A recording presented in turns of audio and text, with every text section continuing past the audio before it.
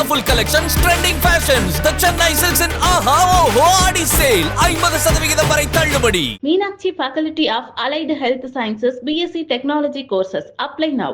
ஆச்சி கொழுக்கட்டை மாவு வந்தாச்சு. ஆச்சி கொழுக்கட்டை மாவிற்கு கொழுக்கட்டை அச்சை கேட்டு வாங்குங்கள். இல்லை, குரலை சாயந்தரம் அப்படிதான் எடுப்போம். கேப்டன் பிரபாகரன், அதாவது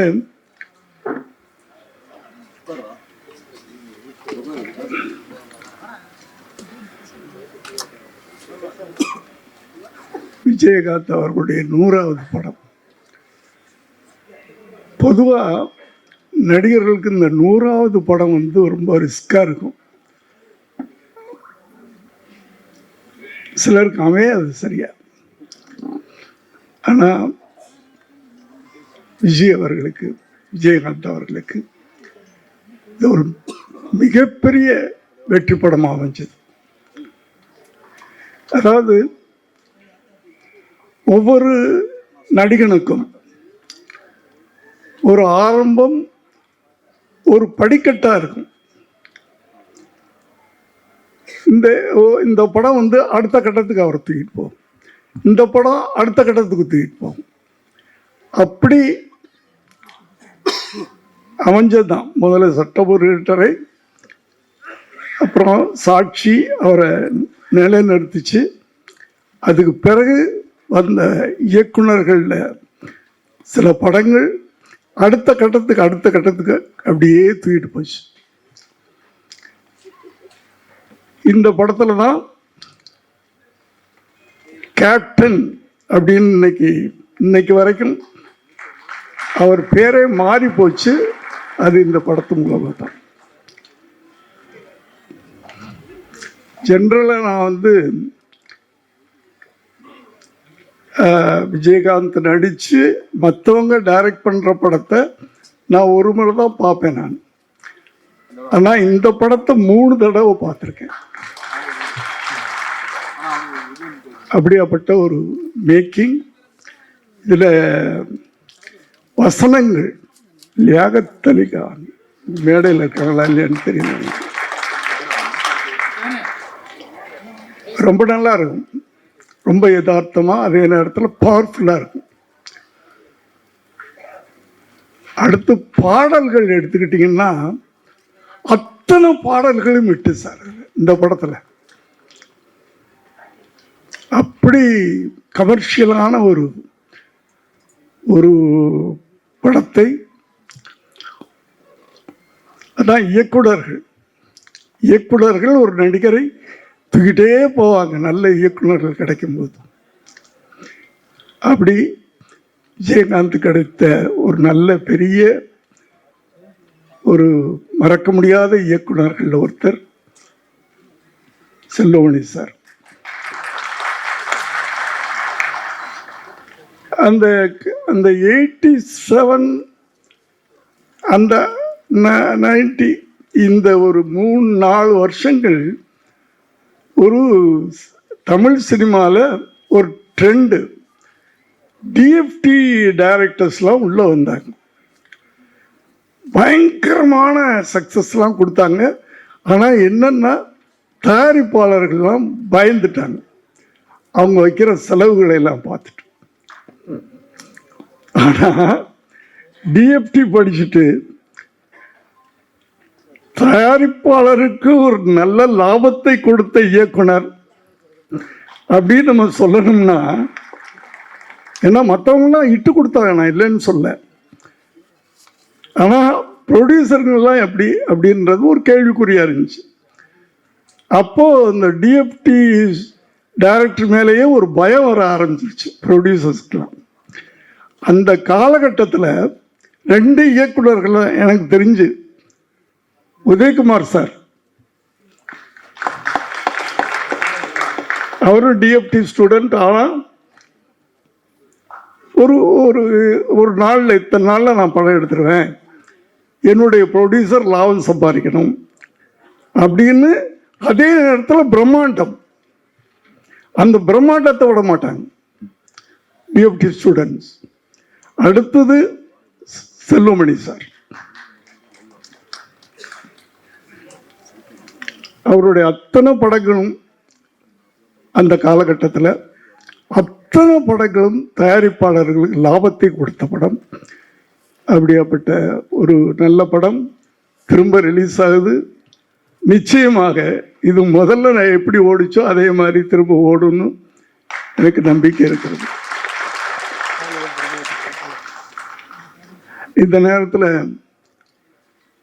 நான் விஜயை பற்றி பேசாமல் போனேன். விஜய்னா விஜயகாந்தை பற்றி பேசாமல் போனால் நல்லா இருக்காது.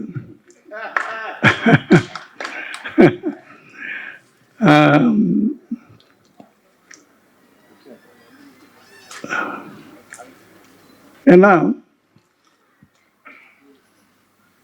விஜயகாந்த் வந்து மற்ற இயக்குநர்களை எல்லாம் பேரை சொல்லி கூப்பிடுவார், என்ன மட்டும் டைரக்டர் சார்னு கூப்பிடுவார். அதாவது அது வந்து அந்த மரியாதை, நன்றி. அதாவது நன்றி நன்றி அப்படின்னா என்ன அர்த்தம் அப்படின்னா விஜயகாந்த்.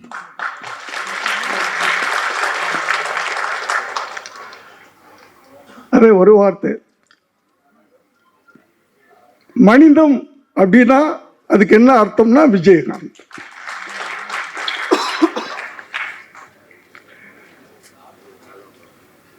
சட்டம் ஒரு இருட்டறையில் எப்படி என்கிட்ட நடந்துக்கிட்டாரோ அதே மாதிரி தான் அவங்க சொன்ன மாதிரி 18வது படம் பெரியண்ணா அதுலேயும் அப்படித்தான் நடந்துக்கிட்டார்.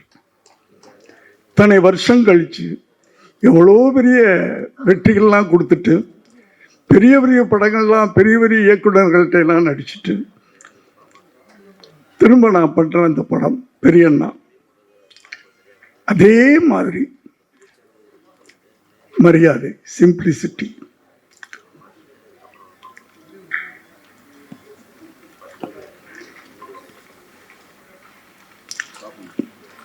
நன்றி அப்படின்றது வந்து சாதாரணமான நன்றி இல்லை சார். நான் வந்து பல மேடைகளில் சொன்ன ஒரு விஷயம் திருப்பி நான் சொல்லணும். எங்கே ஏன்னா என் வாழ்நாள் பூரா சொல்லிக்கிட்டு இருப்பேன் நான்.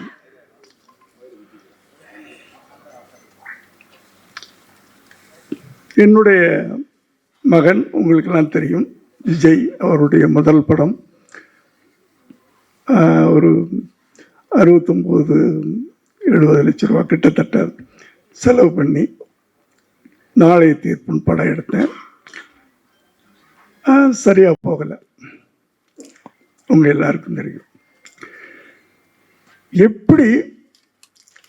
ஆனால் அவர் நடிகனாக வந்துட்டார், அவரை நம்ம எப்படியோ ப்ரமோட் பண்ணணும். அதுக்கு என்ன பண்ணலான்னு யோசனை பண்ணப்போ சரி ஒரு பெரிய நடிகரோடு நடிக்க வைப்பாமே அப்படின்னு பிளான் பண்ணேன்.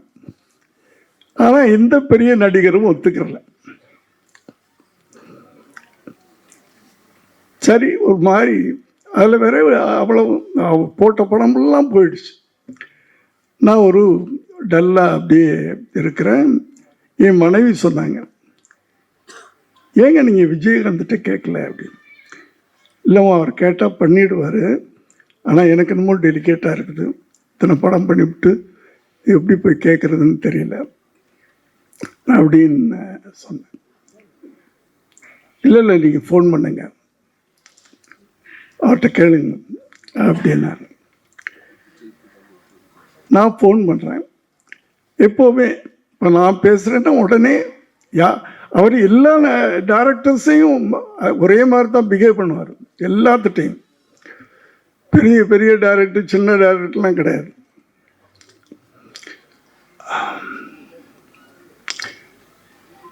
நான் ஃபோன் பண்ணி விஜய் வீட்டில் இருக்காமா அப்படின்னு.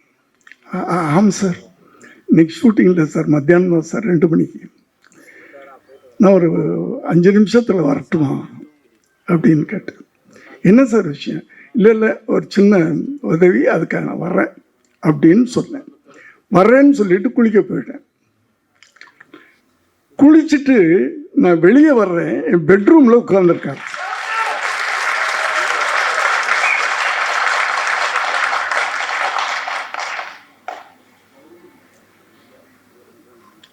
என்ன விஜய் அப்படின்னு, நீங்கள் எதுக்கு சார் வரணும்? நீங்கள் பேசும்போது ஒரு உதவின்னு கேட்ட மாதிரி எனக்கு காதல் பண்ணுச்சு. உதவி கேட்டு நீங்கள் என் வீட்டுக்கு வரக்கூடாது சார்.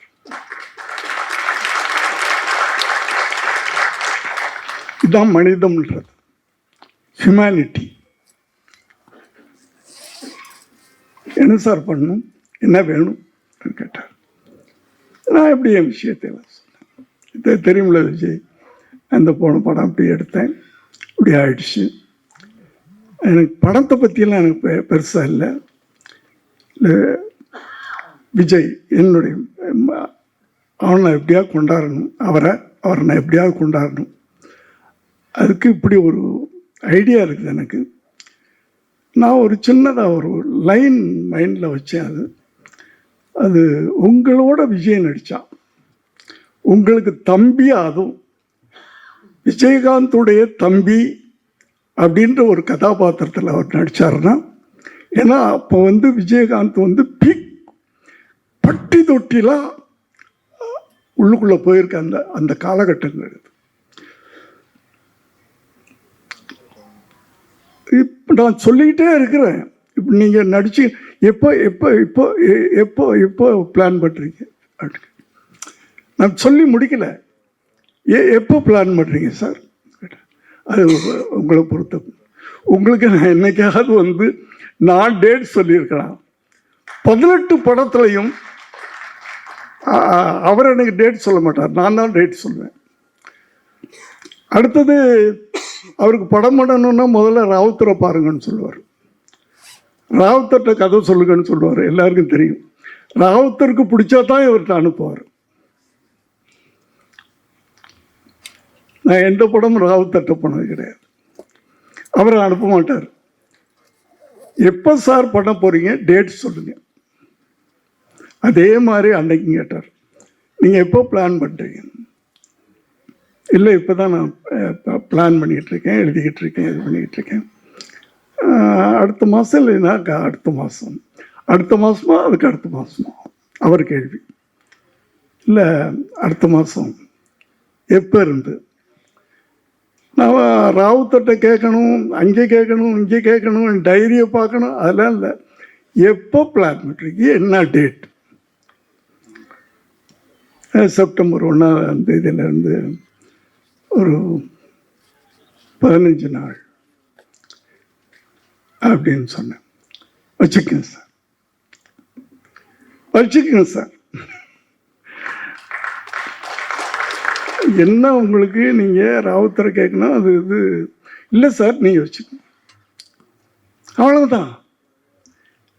எனக்கு அதாவது ஒரு மனிதன்கிட்ட மனிதம் இருக்கும், இந்த அளவுக்கு இருக்குமா?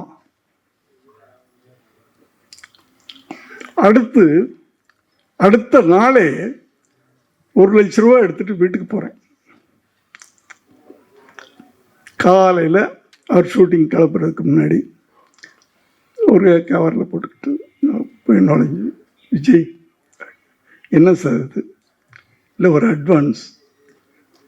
இந்த படம் நான் பணம் வாங்க மாட்டேன் சார், தயவு பண்ணி. நான் உங்களுக்கு உதவின்னு கேட்டீங்க, நான் படம் பண்ணுறேன், அவ்வளோதான். நீங்கள் எதுவுமே பேசக்கூடாது, நீங்கள் போங்க.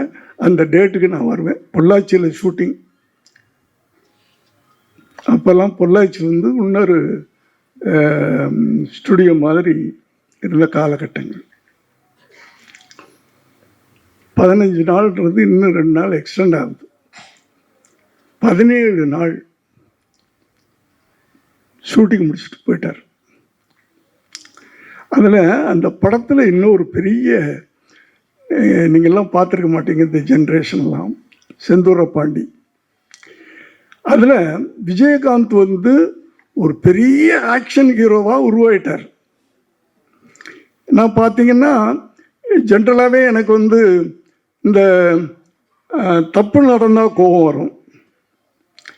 ரோட்டில் போய் நானே ஏன்டா இப்படி பண்ணுறீங்கன்னு சொல்லிவிட்டு அவங்களுக்கு தீர்த்து வைப்பேன், இல்லைன்னா அடி வாங்கிட்டு வர்றேன். ஏதோ ஒன்று நடக்கும். அது அரசியலில் தப்பு நடந்தாலும் கோபம் வரும், சமுதாயத்தில் தப்பு நடந்தாலும் கோபம் வரும். இந்த கோவத்தையெல்லாம் எப்படி கொட்டுறது, சினிமா மூலமாக தான் நான் கொட்டினேன். ஆனால் அதுக்கு ஒரு பவர்ஃபுல்லான ஒரு ஹீரோ வேணும், அது விஜயகாந்த் கிடைச்சார். அதனால தான் சொன்னாங்கள்ல நான் 18 படம் பண்ணேன்னு. நான் எந்த ஹீரோட்டையும் போகலை, கால் ஷீட்டே கேட்கறது இல்லை. நான் கதையை ரெடி பண்ணுவேன், என் கோவத்தையெல்லாம் அவர் மூலமாக தான் கொட்டினேன் நான் படங்களில்.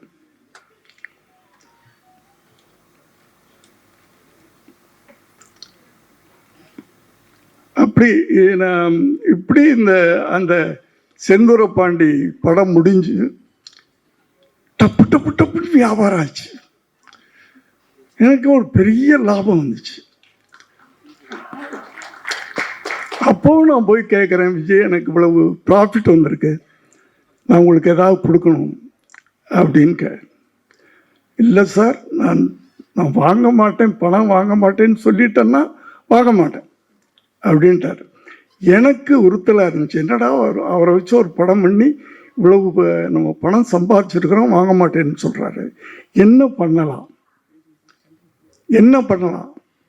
அப்படின்னு யோசனை பண்ணிக்கிட்டு இருக்கும்போது அவர் வீட்டுக்கு பக்கத்து லேண்டு என் லேண்டு. இதை ரொம்ப நாளாக கேட்டுக்கிட்டு இருந்தார். அவர் இல்லை, அவர்கிட்ட இருக்கிறவங்களாம், சார் எங்கள் கொடுத்தா நாங்கள் எக்ஸ்டெண்ட் பண்ணிக்கிறோம் சார் அப்படின்னு கேட்டுக்கிட்டு இருந்தாங்க. நான் ஏப்பா விஜய் வீட்டு பக்கத்தில் நான் இருக்கக்கூடாதுப்பா, நான் இங்கே வீடு கட்டலான்னு நினச்சிக்கிட்டு இருக்கேன், கொடுக்க மாட்டேன்னு சொல்லிக்கிட்டு இருக்கேன். ஆனால் இப்போ என்ன பண்ணேன்னா, அவர் பணம் வாங்க மாட்டேன்னு சொல்லிட்டாரா, நான் நேராக ரிஜிஸ்டர் ஆஃபீஸ், அப்போல்லாம் வந்து விற்கிறவங்க மட்டும் ஒரு ரிஜிஸ்டர் ஆஃபீஸ் போனால் போதும், வாங்குறவங்க போக வேண்டிய தேவையில்லை. அவர் பேரில் ரிஜிஸ்டர் பண்ணி பத்திரத்தை கொண்டு போய் கொடுத்துட்டேன்.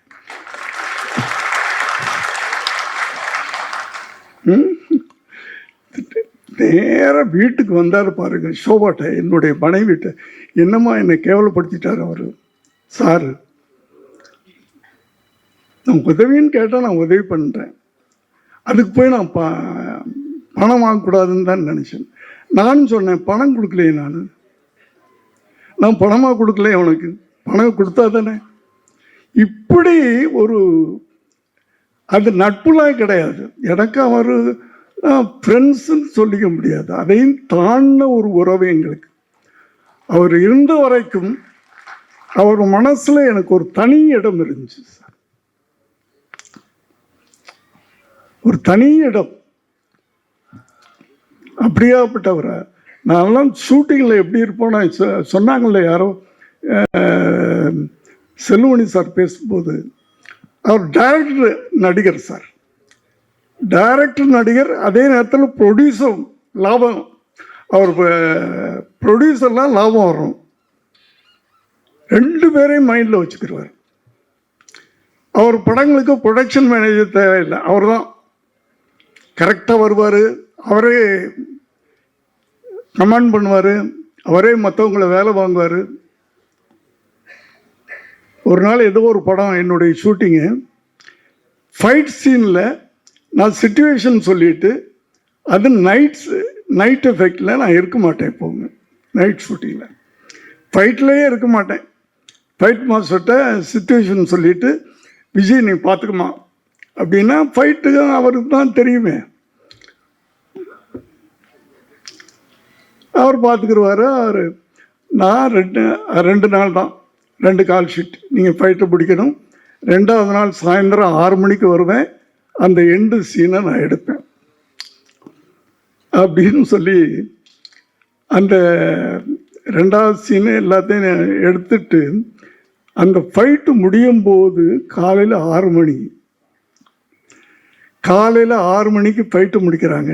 ஏன்னா 2 நாளில் முடிக்கணும்னு சொல்லிவிட்டேன். 2வது நாள் கொஞ்சம் ஜாஸ்தியாகுது, சாருக்கு தெரியாமல் நைட் ஃபுல்லாக போகலாம் அப்படின்றாங்க. ஆனால் எனக்கு ஃபோன் வந்துக்கிட்டு இருக்கு, நைட் எக்ஸ்டெண்ட் பண்ணுறாங்க. ஓகே சரி, 6 மணிக்கு போயிட்டார்ல, திருப்பி 9 மணிக்கு போய் தூங்குறதெல்லாம் கிடையாது, போகிறாரு, குளிக்கிறாரு, திருப்பி வந்துட்டார் ஷூட்டிங். அந்த அளவுக்கு ஒரு அது ஒழுங்க, டிசிப்ளின், பக்தி, மரியாதை, இதெல்லாம் ஒன்று சேர்ந்த ஒரு மனிதன். அதாவது எல்லாரும் நம்ம பிறக்கிறோம், படிக்கிறோம், வேலைக்கு போகிறோம், கல்யாணம் பண்ணிக்கிறோம், குழந்தை குட்டி, ஒரு நாளைக்கு போயிடுறோம். அவ்வளோதான். அவன் இருந்தான். யார் இப்படி ஒருத்தன் இருந்தான்னு கூட தெரியாது. ஆனால் விஜயகாந்த் மறைந்த பிறகும் இன்னும் வாழ்ந்து கொண்டிருக்கிறார் அப்படின்னா அந்த அடையாளத்தை விட்டுட்டு போறவன் தான் மனிதன். ஒரு அடையாளத்தை விட்டு போகணும். நம்ம இந்த பூமிக்கு வந்ததுக்கு ஒரு அடையாளத்தை விட்டு போகணும். அந்த அடையாளத்தோடு இன்று அவர் குடும்பம் இருக்கிறது. என்னுடைய செல்லுமணி சார், உங்களுக்கு என்னுடைய வாழ்த்துக்கள். இந்த படம் திரும்ப உங்களை படம் பண்ண வைக்கும் சார். இந்த படம் ரிலீஸ் ஆன பிறகு திரும்ப உங்களை தேடி ப்ரொடியூசர்ஸ் வருவாங்க. நன்றி சார், வணக்கம். நான் சீக்கிரம் போகிறேன், மன்னிச்சுக்க. எல்லாரும் மேடையில் இருக்கவங்களாம் என்னை மன்னிச்சுக்க.